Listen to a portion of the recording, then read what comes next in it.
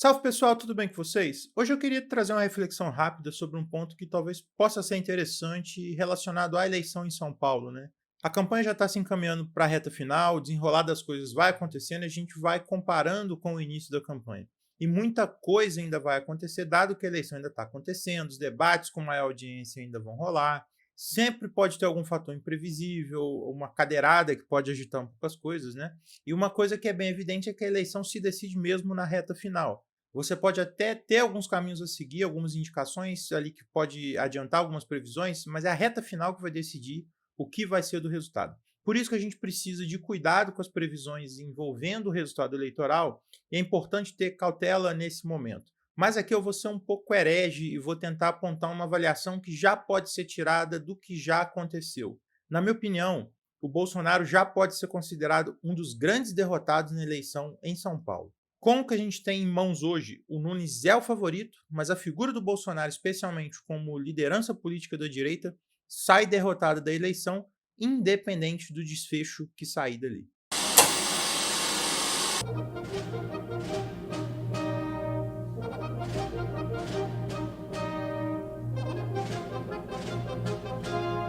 Antes de entrar no tema do vídeo, gostaria de agradecer quem tem acompanhado o canal até aqui. Já queria pedir para deixar o joinha no vídeo, se inscrever quem ainda não é inscrito, ativar as notificações quem quiser ser avisado quando novos vídeos saírem.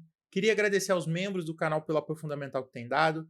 É esse apoio que me permite seguir fazendo esse trabalho e melhorando ele com o tempo. Queria deixar a sugestão para quem quiser apoiar o canal para que se torne membro. A gente tem vídeos exclusivos, lives exclusivas e outros benefícios. É só clicar em Seja Membro aí embaixo e ver os detalhes direitinho. E eu vou colocar o QR Code aqui na tela também, caso queiram apoiar o canal a partir do Pix, né? Quem quiser apoiar dessa forma. E para quem está chegando agora no canal, fica o meu abraço de boas-vindas.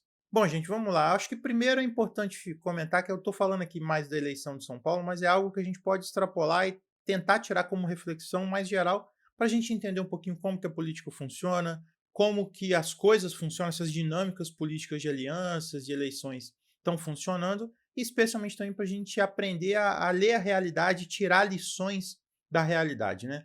A eleição de São Paulo, apesar das maluquices, das loucuras aí, da cadeira voando, parece caminhar por uma vitória relativamente tranquila do Ricardo Nunes. O Nunes está ali numericamente à frente, tem uma rejeição bem menor que a do Boulos, que é o provável concorrente dele no segundo turno, e só perde se cometer algum grande erro ou algo fora da curva acontecer em São Paulo. É evidente que isso pode mudar, como eu já falei, mas só se tiver algum fato novo que vai dominar a campanha. Eu estou gravando esse vídeo aqui antes das pesquisas medirem ali o impacto eleitoral da cadeirada do Datena no Marçal, mas eu acho que isso não vai decidir a eleição, embora tenha gerado uma reação muito grande nas redes. Uma coisa que poderia mudar o cenário seria uma desistência ali do Datena ou um apoio à Tabata Amaral, que poderia forçar um voto útil nela na reta final, mas eu acho que isso é difícil.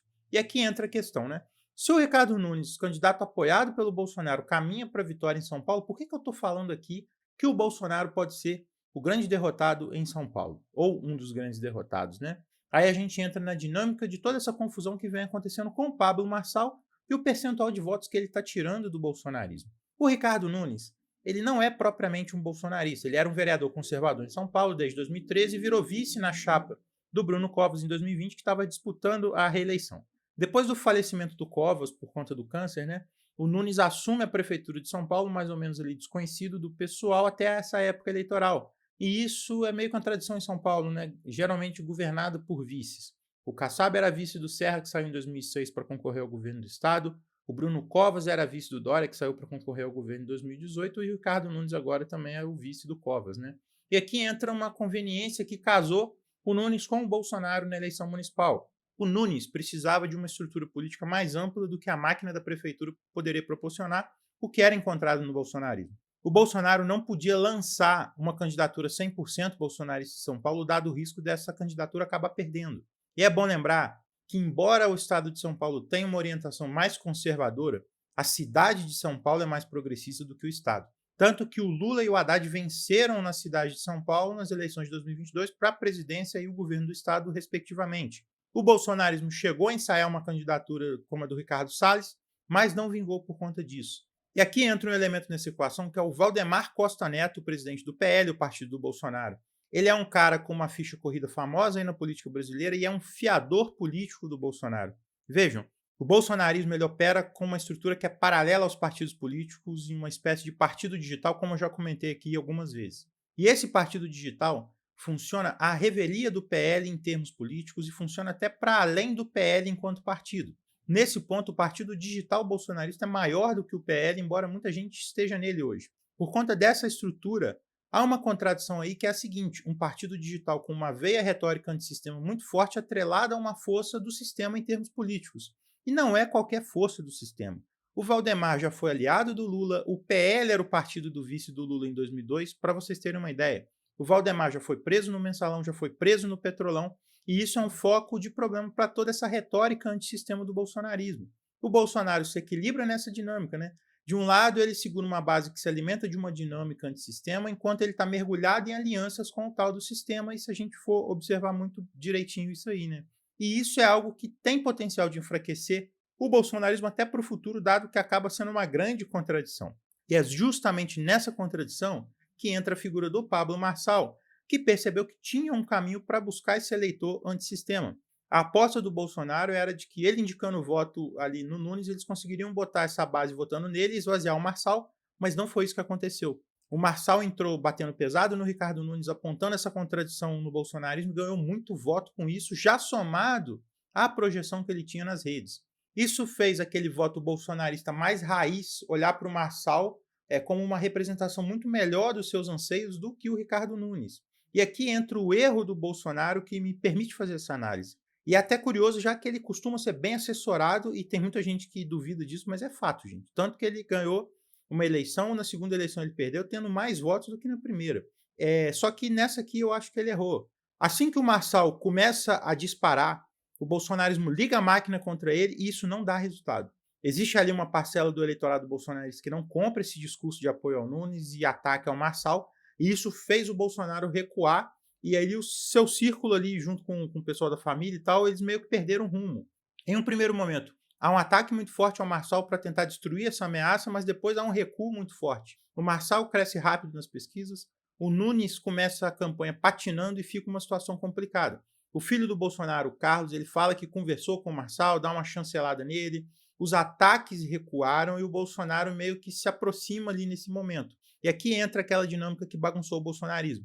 A aliança com o Nunes não é bem vista por uma boa parte do eleitorado do Bolsonaro, que fica no meio do caminho entre reafirmar a aliança com o Nunes e abraçar o Marçal. E isso foi o passo em falso que me permite chegar nessa conclusão que eu chego no vídeo de hoje. Assim que o Nunes patina nas pesquisas e o Marçal cresce, o Bolsonaro quase larga o Nunes e pula da canoa do Marçal, e isso certamente pega muito mal na política. O Bolsonaro só volta a reafirmar essa aliança com o Nunes depois que o Marçal dá uma estacionada nas pesquisas e o Nunes cresce e consolida uma chance mais firme de vitória. E por conta disso tudo, eu creio que o Bolsonaro sai com um arranhão nessa campanha, independente do desfecho. Por quê? Em caso de vitória do Nunes, o Bolsonaro pode sair como um aliado que não pode ser confiado e que certamente já está na cabeça do Nunes e ali do círculo íntimo dele. Não pode ser confiado pelo fato de que no primeiro momento que a candidatura do Nunes balançou, ele já ensaiou pular fora e isso vai ser lembrado. Em caso de vitória do Boulos, o Bolsonaro sai derrotado, obviamente, porque ele vai ver o Lula botar o aliado dele na prefeitura com o terceiro maior orçamento do país. E em caso de vitória do Marçal, vai ver o cara que chegou chutando o pau da barraca, intencionando ali com a base dele ganhar um destaque e um palanque muito importante para tentar roubar a direita dele em um futuro próximo. Em nenhum desses cenários há um desfecho positivo para o Bolsonaro ou há uma grande vitória para o Bolsonaro. E antes de encerrar, queria só trazer alguns elementos rápidos aqui. Primeiro que quem pode sair fortalecido politicamente como liderança é o Tarcísio, né, que abraçou o Nunes desde o início. Isso pode fortalecer ele numa candidatura presidencial em 2026, e eu acho hoje que ele é o nome mais forte do campo bolsonarista por uma disputa presidencial, ele se fortalece como liderança. Segundo, que esse desempenho do Marçal mostra uma coisa que eu já venho apontando, inclusive com dados, que é o fato de que há espaço para disputa de hegemonia nos blocos dominantes na política brasileira. E tem mais um ponto. No momento de crise da política, de implosão da política como a gente conhece, essa disputa de hegemonia é mais forte e dá mais lucro, dá mais voto. Quando o PSDB hegemonizava a direita, esse campo tinha menos votos do que brancos nulos e abstenções. E assim que essa hegemonia se rompe e é disputada pela direita mais radical, com uma retórica antissistema, há uma disparada nos votos da direita. Enquanto isso, a esquerda vai mais para a direita e tenta ser fiadora da canoa furada da frente ampla. De um lado, a direita tensionando e ganhando com a crítica política e a esquerda tentando ser a representante da política tradicional do outro. A minha aposta é que há um espaço também para uma quebra na esquerda se tiver alguma organização ou liderança disposta a enfrentar de fato a hegemonia do social-liberalismo petista. E é uma disputa não só no sentido programático, mas no sentido de ter estruturas novas de mobilização que fogem ali do tradicional sindicato, movimento social e outros que sempre foram muito batidos na esquerda e que são hegemonizados pelo petismo na sua grande maioria. Mas isso eu vou desenvolver em outro vídeo. Eu vou deixando vocês com essa reflexão, espero que vocês tenham gostado. Vou deixar minhas redes na descrição, meu canal no Telegram, meu canal no WhatsApp e o meu servidor no Discord. Entrem lá. Um grande abraço para todo mundo e até a próxima.